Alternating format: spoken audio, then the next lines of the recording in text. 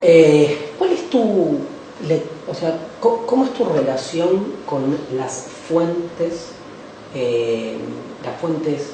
empezamos por las bíblicas, digamos? ¿En qué lugar colocás vos, desde tu filosofía, Mario, a los relatos bíblicos? ¿Qué lugar le das? ¿Un lugar metafísico? ¿Un lugar epistemológico? ¿De qué nos hablan las fuentes? ¿Nos hablan de una verdad? ¿Nos hablan de una revelación? ¿Son una simple construcción oral de un pueblo que está revisando todo el tiempo su pasado? Mira, cuando nosotros tomamos la Biblia hay que tener en cuenta que hay demasiados libros y muy diferentes. Por lo tanto, hacer una crítica de fuentes global es casi imposible en la Biblia. Porque tenemos, por ejemplo, todos los primeros capítulos de Génesis muy simbólicos. Y que si no los comprendes dentro de ese simbolismo, es prácticamente imposible entender nada. Si lo haces literal, estás perdido. Por lo tanto, un literalismo de los primeros capítulos de Génesis prácticamente hasta no es una locura. Hay que hacerlo todo simbólico. Ahí entra mucho los componentes de herramientas filosóficas con las cuales puedas trabajar el texto de Génesis. Después tenés el texto duro, la Torá, la legislación, que pertenece a un estadio de organización nacional. Entonces aquí ya tenés dos elementos. Una época simbólica, podríamos llamar la prehistoria judía, para llamarlo de algún modo, que es ese Génesis y ese relato de la transgresión y el relato de la construcción universal. Ahí habríamos que tratarlo con lo simbólico. En una otra sección habría que tratar de lo jurídico, porque toda la estructura de la Torá es organización de elementos de higiene, de elementos que van estructurando un pueblo. Había que estructurar un pueblo que no existía. Y dice la propia tradición judía, esto lo cita Rashi, Rabbi Shlomo Itzhaki, que con el pueblo de Israel salió la masa mezclada, los miles de no judíos que estaban por ahí. Por lo tanto, claro, decir los judíos salimos de Egipto, y yo muchas veces me río, los judíos y otros que se nos unieron al camino. Esa era lo que se llama en la tradición la masa mezclada. Claro, vos tenés judíos, la masa mezclada, todo esto habría que organizarlo. Por lo tanto, tenés una serie de libros, que son los 4 de Moshe, sacando el primero que es Bereshit, donde tenés organización jurídica. Organización jurídico-religiosa, para llamarlo de alguna manera, porque tenés que también establecer las cortes de juicio, los 70 miembros que van a ayudar a Moshe, bueno, toda una serie de estructuras. Sí. Y después tenés... Después tenés Nevi'im, después tenés profetas, ahí ya tenés una interpretación de la historia, entonces ahí entras en otro mundo, ¿no? Entonces, claro, hay que tener mucho cuidado cuando leemos el Tanaj, ¿qué estamos leyendo? ¿Qué parte? 3 libros en uno. 3 libros en uno básicos, ¿no? A mí, por ejemplo, me gusta mucho el libro de Job, y también me gusta mucho el libro de Jonás. Sí. Son libros profundamente filosóficos. Sí. Ahí hay un contenido de filosofía judía raigal brutal. Brutal. En Job, por ejemplo, el tema de la muerte es un tema que es central en Job, ¿no? El tema de la desesperación, de la comprensión del mal. Ahí tenés toda la filosofía de la comprensión del mal en Job, ¿no? Después tenés en Jonás la problemática de libre albedrío y predeterminación. ¿Yo estoy para una misión en mi vida o yo soy libre? ¿Yo dónde estoy? Jonás es genial, el tipo se escapa, vuelve, tiene una serie de problemas filosóficos profundos, Jonás, maravilloso. Entonces, claro, ahí sí ya tenés 2 libros que los sacaría del contexto profético, porque la gran mayoría de los profetas hacen una denuncia de justicia social. Esa sería la línea. Porque fíjate que cuando uno toma alguna parte, si vos tomás Job, Jonás y la primera parte simbólica de Génesis, sos un filósofo judío. Por eso a mí me gustan estas partes. Si tomás la parte dura de la Torá, sos un rabino alágico que lo único que está pensando es cómo va a aplicar. Por eso muchos rabinos ortodoxos de Israel le dijeron: ¿usted quiere dormir bien? Sí, lea el Levítico.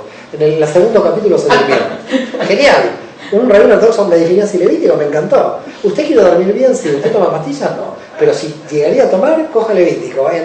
En 3 capítulos se durmió. Y después, lo que fue el movimiento de Marshall Mayer, Heschel, la justicia social, profetas. Entonces, claro, ¿cómo definís el judaísmo? Solo basado en las fuentes. Si tomás mucho profetas, sos un tipo de la justicia social, Jeremías, la acción política. Sí, entras como por distintos lados. Terminás, no sé, como ver cuando terminás en política porque querés cambiar el mundo, porque te metiste en profetas. Ahí tenés Heschel, Marshall Mayer. Después te metés en Levítico y te metés en la parte dura, terminás con la jurisprudencia rabínica. ¿Qué se puede, qué no se puede? ¿Qué se puede, qué no se puede? Y por algo a los filósofos nos gusta el Bereshit. Nos encanta Bereshit, nos encanta Jonás, nos encanta Job, y con las partes duras nos peleamos, porque nosotros lo que hacemos es no entender a los abogados, en el fondo, porque todos los que toman Levítico son abogados, son tipos que dicen lo que hay que hacer, lo que no hay que hacer, cómo lo que hay que hacer y lo que no hay que hacer. hablando de eso, ¿qué pensás de un judaísmo, te tiro así un concepto, de un judaísmo post-alágico? Yo pienso que la halajá en sí misma está estratificada, malinterpretada. Entonces, yo creo que lo posalágico tendría que volver a crear una nueva halajá. Halajá es el camino. Entonces, cuando estamos hablando del camino, es todo lo que pasa dentro del camino. Entonces, lo que sucedió en el camino es que pusieron muchas murallas en el camino. Entonces, parecería que el camino está cerrado.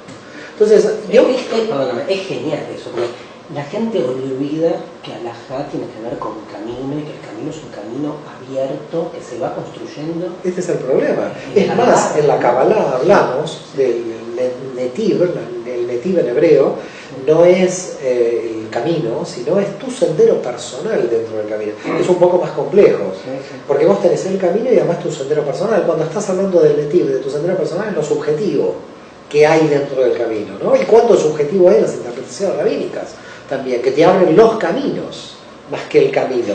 Yo el tema del camino no podríamos hablar del camino, menos con rabinos que están debatiendo todo el tiempo la Torá. ¿Cuál es el camino? El camino es lo que los judíos en algún momento de la historia dijimos, este es el camino, pero en esa generación. La próxima. Lo que ha pasado, yo creo, con la halajá es una petrificación, yo así la llamo en una de mis obras, en la matriz intelectual del judaísmo, donde los que han creído lo que es la halajá es dogmatizar la halajá. Dogmatizaron la halajá, la dejaron sin evolución.